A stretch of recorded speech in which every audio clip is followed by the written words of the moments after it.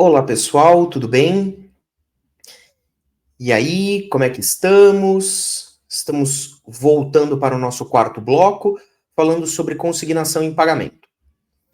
Pessoal, nesse bloco, nós vamos terminar o estudo da consignação em pagamento, falando sobre algumas peculiaridades que podem acontecer durante o procedimento.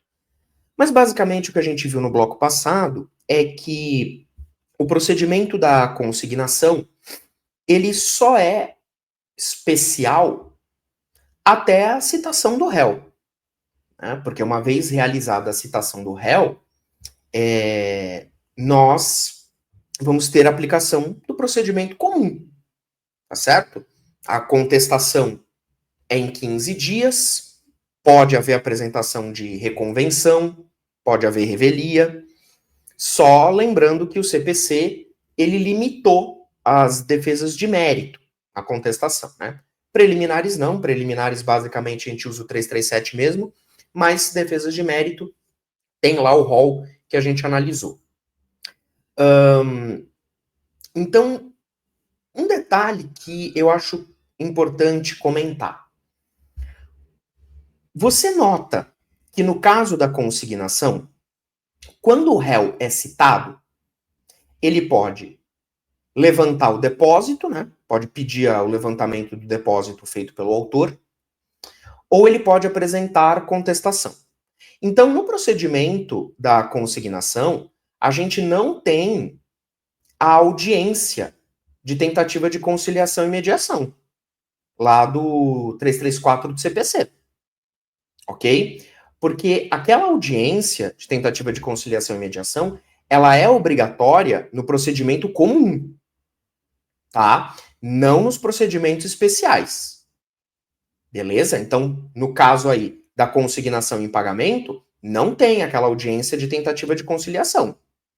No caso das ações de família, a gente até tem a audiência, mas não é o regramento não é igual ao do 334. A gente viu as peculiaridades, tá? Então, isso é um detalhe muito importante, beleza? Aquela audiência é só para o procedimento comum. Porque, às vezes, você pode ter se perguntado, né? Mas então na consignação o réu é citado para apresentar contestação? Não tem antes a audiência? Não, não tem. Beleza? Isso é um detalhe importante para ficar claro. Continuando então com o nosso bloco número 4, terminando a consignação em pagamento, o artigo 541 prevê a possibilidade de nós realizarmos a consignação com prestações sucessivas, tá? O que isso significa? Vamos imaginar uma compra parcelada, tá? Vamos imaginar uma compra parcelada aonde o credor ele aceitou receber o pagamento em 10 parcelas, 10 vezes, tá? Aí o que acontece? Quando o devedor realizar a consignação de uma dessas parcelas, então imagine que ele faz a consignação da primeira parcela, a ação vai tramitando, vamos imaginar que são 10 parcelas mensais, né? E durante o curso do processo, eu posso ter as outras parcelas se vencendo. Então, a segunda parcela venceu durante o processo, a terceira parcela venceu durante o processo e assim por diante. Aí o que acontece? O 541 está falando que quando o autor faz a consignação da primeira, ele pode continuar consignando dentro do processo as que forem se vencendo no curso da ação, desde que essa consignação seja feita em até 5 dias contados da data do vencimento. Beleza? Então, no meu exemplo aqui, vamos imaginar que a consignação demore, sei lá, para terminar.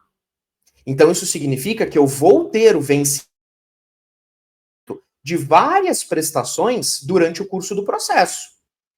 Para não haver a necessidade do autor, né, do devedor, propor uma ação de consignação para cada parcela, o que geraria uma multiplicação de ações, ele pode, dentro do mesmo processo, ir fazendo o depósito de cada uma das parcelas conforme elas forem se vencendo. A única coisa é que ele tem que observar esse prazo de até 5 dias contados da data de vencimento da parcela. Então, a ideia é evitar a multiplicação de ações consignatórias. Porque, afinal de contas, a obrigação ela será a mesma, né? É que eu vou ter prestações sucessivas, no caso, por exemplo, de uma compra parcelada, prestações que se prolongam no tempo. Se for uma compra e venda à vista, aí a gente não precisa aplicar o 541. Mas numa compra e venda parcelada, o dispositivo ele tem uma boa aplicação, ok? Até porque, se não houvesse essa possibilidade e o autor tivesse que entrar com uma nova ação de consignação cada parcela que fosse vencendo, no fim das contas, todas essas ações, então no meu exemplo a gente teria 10 ações de consignação, todas essas ações, elas seriam conexas. E aí haveria a reunião delas para serem julgadas pelo mesmo juízo. Então, ou seja, seria uma mão de obra desnecessária, tá? Por isso que o dispositivo do CPC traz essa possibilidade, ok? Olha que detalhe interessante.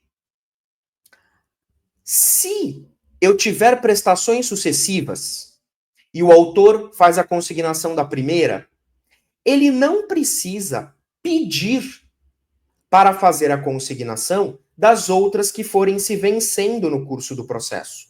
Não precisa, olha aqui, ó. Tem mais formalidades. Não precisa. Ele simplesmente vai e faz a consignação na mesma conta. Porque você vai abrir uma conta, né, judicial para fazer o depósito. E aí, pessoal, é a mesma conta. Vai fazendo. Venceu? Você tem até 5 dias para fazer a consignação. Vai fazendo. Então, aqui, nós teríamos uma hipótese de pedido implícito. Pedido implícito. Assim como acontece com o artigo 323 do CPC, que está lá no procedimento comum.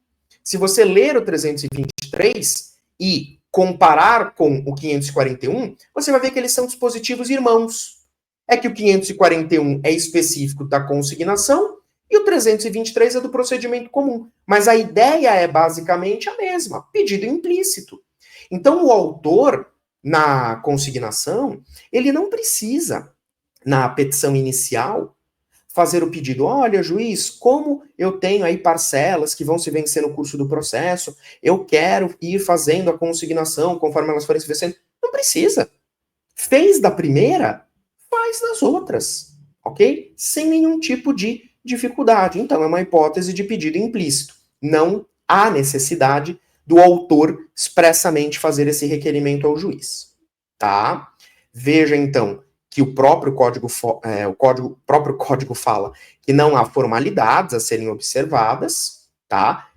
Conforme a prestação for se vencendo dentro do processo, o autor vai fazendo a consignação. Professor, para cada consignação feita, eu preciso abrir prazo de novo para o réu apresentar a defesa? Não, não precisa, tá? Não precisa, beleza? Entretanto, é bom realizar a intimação do réu para que ele tome ciência dos depósitos que vão sendo feitos ao longo da ação, tá? Então, não precisa abrir de novo prazo de 15 dias para apresentar contestação, etc. Não precisa, tá? Só intima o réu, falando, ó, este mês teve lá mais uma parcela que foi consignada. Que aí o réu, ele precisa tomar ciência desses depósitos, tá? Mas não precisa apresentar nova defesa, novo prazo de defesa, nada disso. Só intima para tomar ciência mesmo. Aí vem uma discussão, pessoal, um pouco delicada, que é a seguinte: a possibilidade de você ir fazendo a consignação dessas prestações vincendas durante o processo, até quando o autor pode ir fazendo esses depósitos das prestações vincendas? Qual é o limite temporal? Qual é o limite temporal? E aí existe uma polêmica, porque boa parte dos processualistas entende que essas consignações elas só vão ser possíveis até a prolação da sentença. De modo que, a partir do momento que o juiz de primeiro grau proferiu sentença, o autor não pode mais fazer a consignação dessas prestações vincendas. Então, para uma parte da doutrina, a prolação da sentença seria o limite temporal. Contudo, o STJ já teve a oportunidade de analisar o caso e se posicionou no sentido de que essas prestações podem ser consignadas até o trânsito em julgado da sentença. Está aqui, inclusive, o recurso especial, onde o STJ decidiu isso. Então, para o STJ, pode ir fazendo as consignações até o trânsito em julgado da decisão, até o trânsito em julgado da sentença. Particularmente, eu acredito que seja a melhor posição até. Na minha opinião, eu acho que é a melhor posição. Porque você pode ter recurso, aquela coisa toda. Então, eu acho que até o trânsito em julgado é um bom marco temporal. O trânsito em julgado termina a ação, né? E aí você não precisa mais fazer a consignação. Beleza? Aí você tem que ver, claro, aquilo que ficou decidido na sentença, mas aí não faz nem sentido, porque termina a ação, então como é que você vai continuar fazendo consignação dentro de uma ação que não existe mais? Né? Então, para as provas, eu particularmente sugiro adotar a corrente do STJ, tá? Que é a posição da jurisprudência atualmente sobre o tema. Beleza? É mais seguro do que você acabar indo num posicionamento doutrinário que pode não ser o posicionamento da banca ou do examinador, enfim. Já no caso do STJ, é mais seguro porque Tribunal Superior, então realmente uma eventual discussão sobre recurso contra a questão, alguma coisa assim, você vai estar melhor respaldado pelo STJ. Beleza? Bom, é preciso também a gente comentar algumas coisas sobre essa hipótese de consignação aqui. No primeiro bloco, quando a gente analisou os dispositivos do Código Civil e eu mostrei para vocês as hipóteses em que o Código Civil autoriza a consignação, uma das hipóteses é a dúvida com relação a quem seria o credor da obrigação, tá? E aí o que acontece? Quando a gente tem um credor que é conhecido, tranquilo, né? Então, por exemplo, é uma hipótese de consignação em que o credor é conhecido, mas recusou a prestação de forma injusta. Beleza. A gente já conversou sobre isso, basicamente, até agora. Mas quando existe dúvida, quando o devedor ele não tem certeza com relação a quem é o credor, você tem que tomar cuidado com o seguinte. Uma hipótese é aquela onde o credor é desconhecido, ou seja, o devedor não sabe quem é o credor. Ele não sabe, não faz ideia de quem é o credor. E aí, neste caso, o polo passivo da ação vai ser formado por um réu desconhecido. O devedor não sabe quem é. Não sabe. E aí você vai ter a citação por edital. Você vai ter a citação por edital. Eu até já tinha mencionado isso anteriormente. Estou só recapitulando esse ponto. Então, se o credor é desconhecido, cita por edital. E espera-se, né, que ele apareça. Se ele não aparecer, se não for apresentada contestação, vai haver nomeação de um advogado dativo para apresentar a defesa. Porque a citação é uma citação ficta, né, por edital, então a gente não tem certeza se o réu tomou ciência da citação.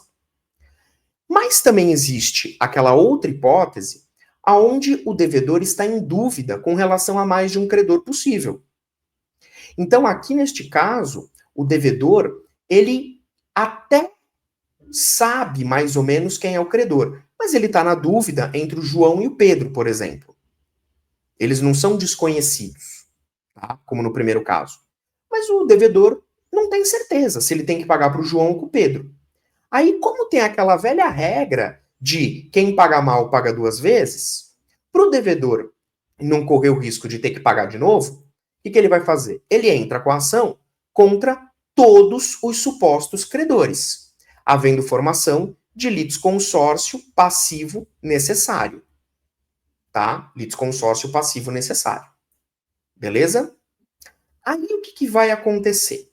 Formado esse litisconsórcio passivo necessário, todos os réus vão ser citados, tá?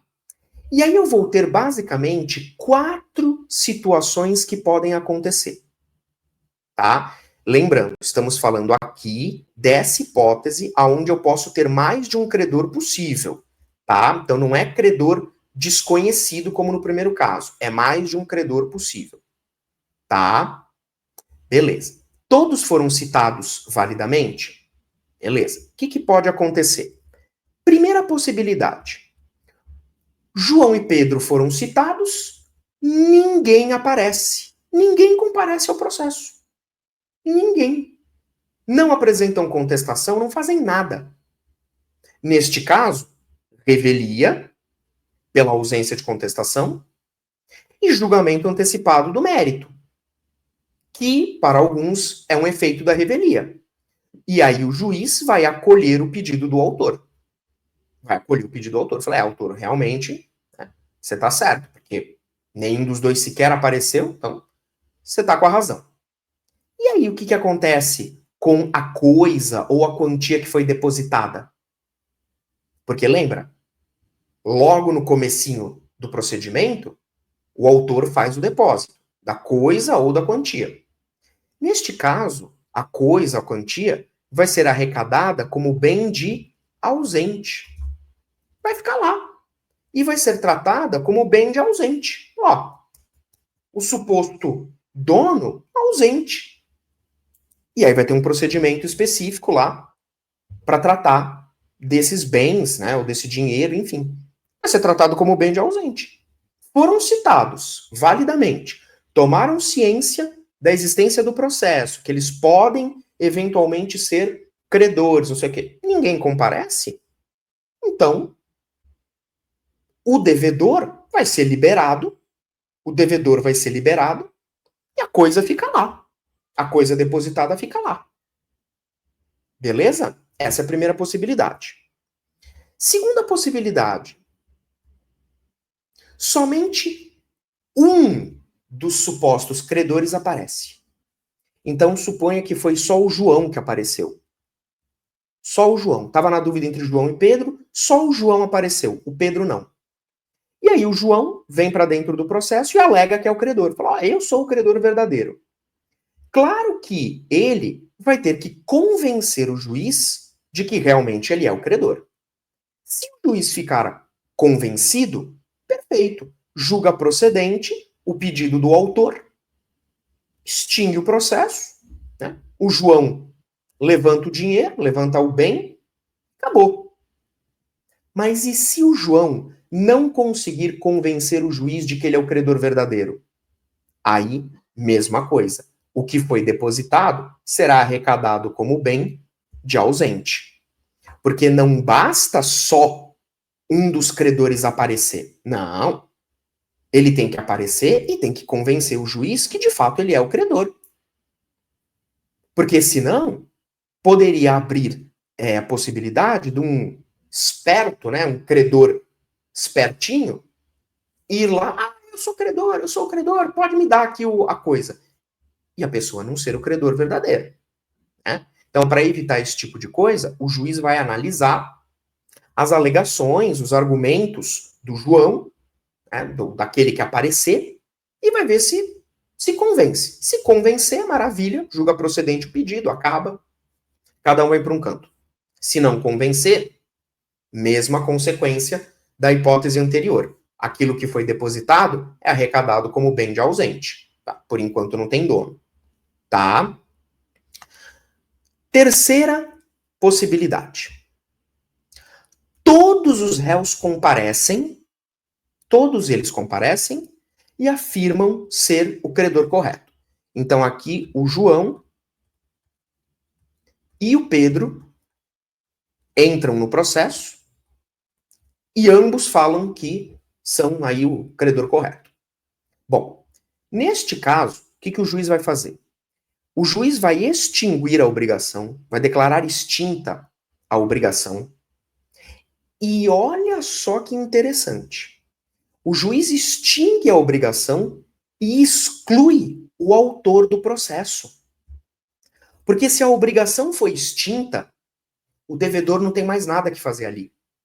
Então o devedor, ele será excluído do processo. Ele cumpriu com a parte dele. Ele foi lá, depositou, indicou quem são os possíveis credores, todo mundo compareceu, só que cada um fala uma coisa. Quem vai ter que decidir é o juiz. Quem vai ter que decidir qual é o credor correto é o juiz. Mas o autor, é o devedor, né? Ele já cumpriu a parte dele. Ele não tem mais nada que fazer ali. E aí o juiz vai excluí-lo do processo.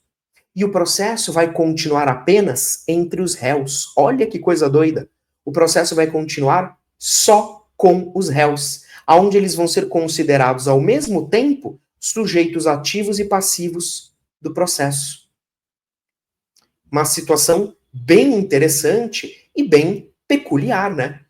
Excluir o autor do processo e vai continuar só com os réus? Pois é isso que vai acontecer. Beleza? Até que o juiz decida quem é o réu correto. A quarta possibilidade é todos os réus comparecerem.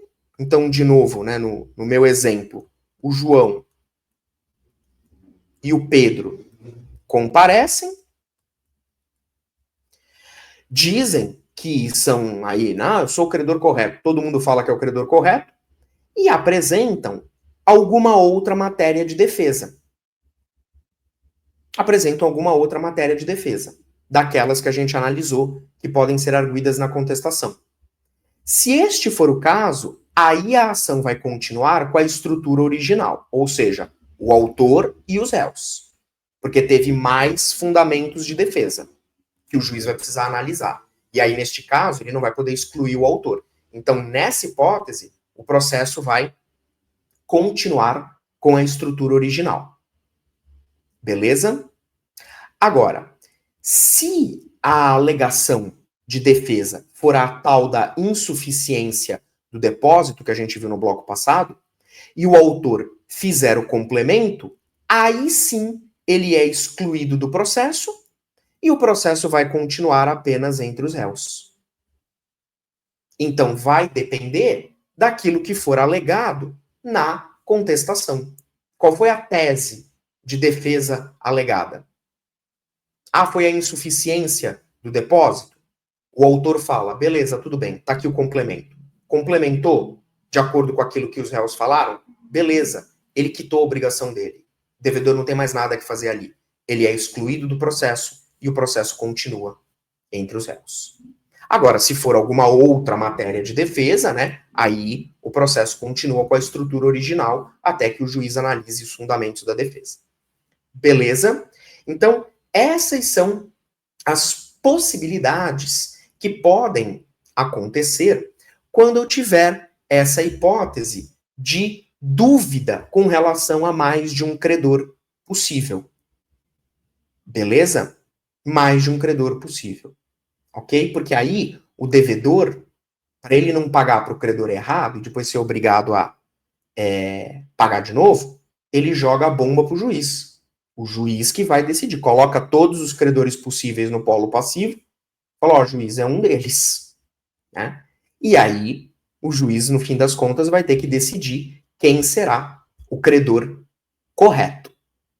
E o réu, né, o devedor, melhor dizendo, o devedor estará protegido contra um eventual problema no pagamento. Beleza? Pessoal, então, basicamente, terminamos o estudo da consignação em pagamento. Beleza? Terminamos o estudo da consignação. Falamos aí sobre as prestações sucessivas, que é o artigo 541 do CPC. É uma hipótese de pedido implícito, tá? Bem tranquilo. Cuidado aí com essa jurisprudência do STJ.